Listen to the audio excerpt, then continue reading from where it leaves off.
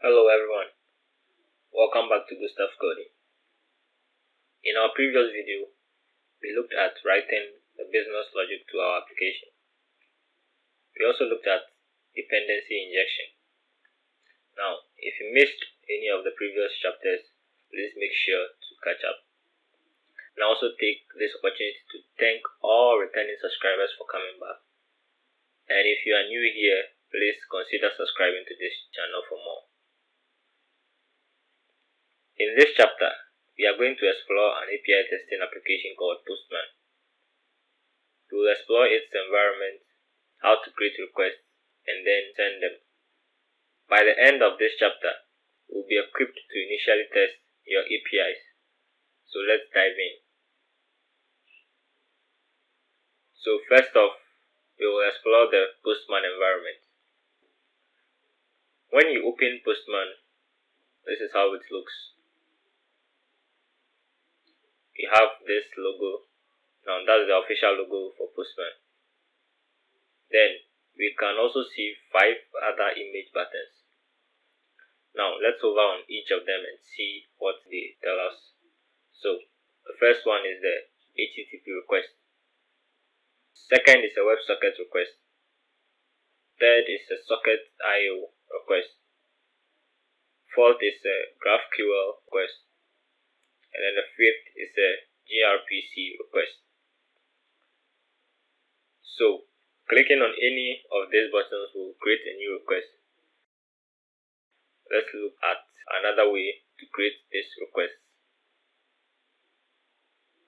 In the sidebar, we can see 2 buttons up here. One is labeled new and the other is labeled import. Now if we click on the new button, we will get this window pop up and we can see a lot of icons that match our 5 other buttons. So now let's create our first request. So either click on the HTTP request button or the new button and click HTTP request, or you can click this plus button. Okay, so this is what we have when we click on the HTTP request button. Now by default, we have the get HTTP request method pre-selected.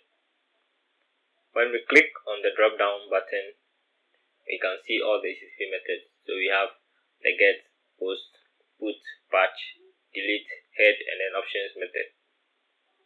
Moving on, this is where we key in our URL. Then we have the send button. Let's look at the following tabs. The first one is the params tab.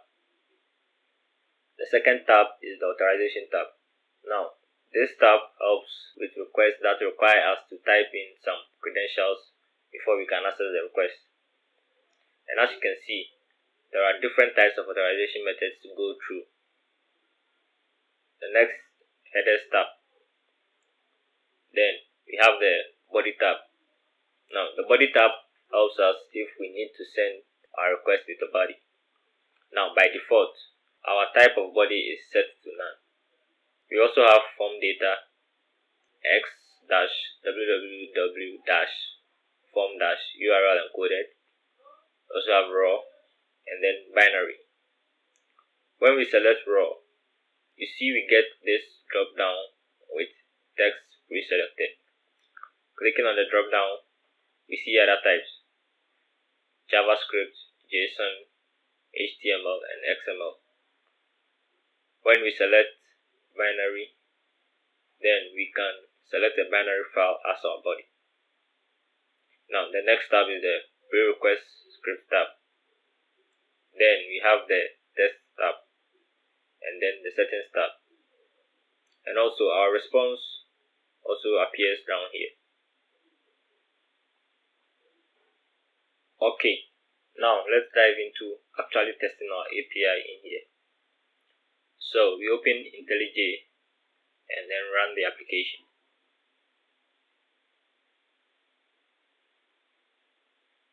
With the application started, we go back to Postman. Now we will first test the get all books method. You remember the URL, right? So let's type it in. So http localhost 8080/API/books. Now, from our previous video, we should have 3 records of books stored in the database.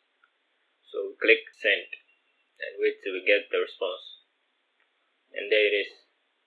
We get all 3 records. So if we had entered the wrong URL, we get an error. Let's try it. So instead of books, let's make it book. And then click send. And as you can see, we have an error in our response tab. Now the next API to test is the getBook method. This is also a getHTTP request method. So let's enter the URL. Actually, let's create a new request. So we click the plus sign and then we enter the URL localhost 8080 API/books/ and then this time it requires an ID. So we type ID, say 1, and then click send. And there we have it. We got back a single record from our database with the corresponding ID we entered in the URL. Now, if we enter a wrong ID here as well and click send, we get another error. Okay, so now let's move on to the next. The next is the saveBooks method, which is a post HTTP request method. So we create a new request and then we change from get to post. Now we put in the URL localhost 8080/API/books. Now because this is a post request, we must send it with a body.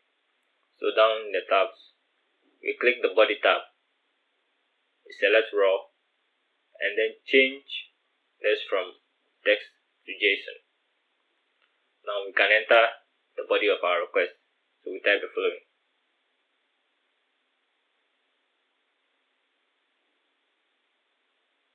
Now click send, and as you can see, we get a status code of 200. Okay. Now 200 status code means our request was successfully sent. Let's add another.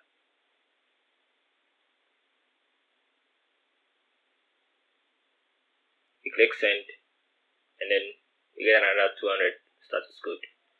Let's add yet another.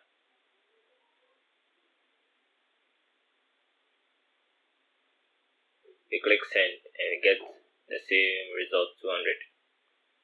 Now let's go back to our getHTTP method to see our data. So we click run. As you can see, we get all the records in our data. We are really good at this, aren't we?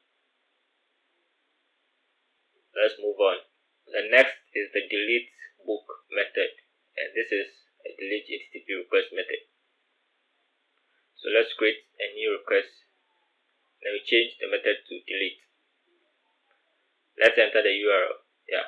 So you can just select the URL or we type it.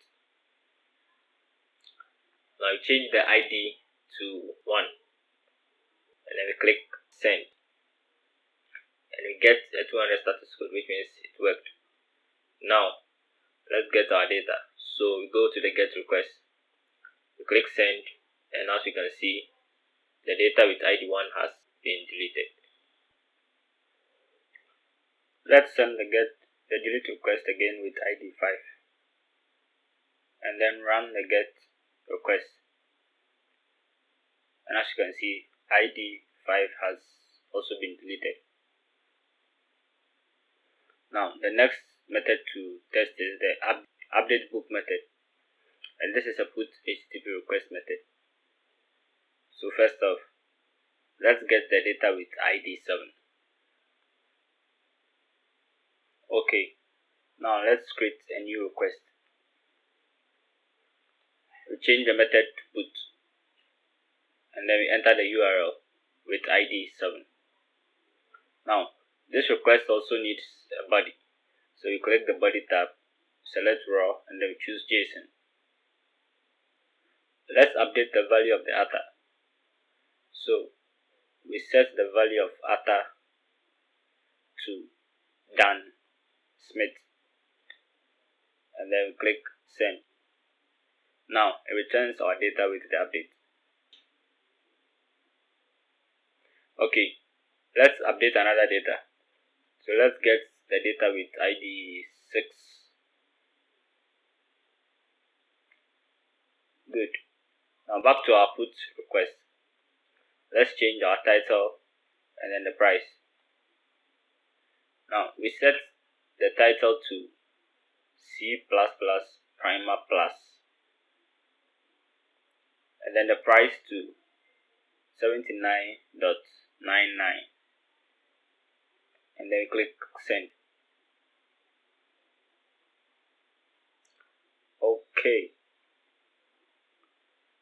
so in this section we've explored the Postman environment. We saw how to send and receive responses. Now, these techniques are crucial for building and testing robust and user-friendly Spring Boot applications. If you found this information helpful, give us a thumbs up, and if you have any questions or comments, feel free to drop them below. Don't forget to subscribe so you won't miss the next chapter in this Spring Boot tutorial series, where we'll dive into error handling and validation. Thanks for watching, and I will see you in the next video.